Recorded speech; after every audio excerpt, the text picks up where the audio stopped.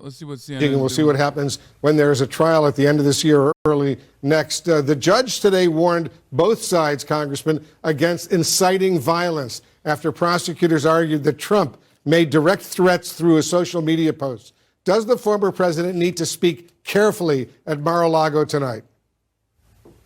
Look, I think if I were in his shoes, I would be very clear about how this is a political persecution of himself being the leading candidate for the presidency of the United States. I would speak to that. And then the thing that I would also do is make sure people understand that we have to get our country back to law and order and actually following the law, not creating the law just to suit our own interests. That's where he should stay, and then talk about his record when he was president of the United States and how that is a far superior record than that of Joe Biden, which everybody basically knows.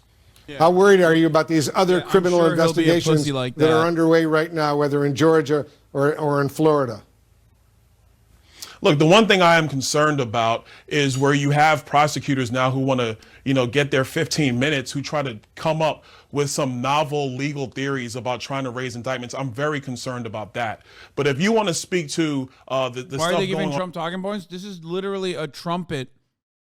Byron Donalds in fucking Florida, who is like a relatively green congressperson. He ordered who just nobody. sucks. He organized nothing. Those are the fact patterns. We looked at that in the Oversight Committee, frankly, before Nancy Pelosi shut down the Oversight Committee. But we'll move on from that. I'm not as concerned about what they actually might legally come up with. I'm much more concerned that they're going to do what Alvin Bragg has done in Manhattan. It's atrocious. All right, Congressman Byron Donalds of Florida, thanks very much for joining us.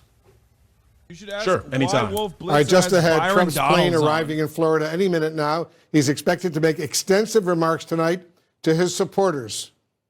We'll be right back.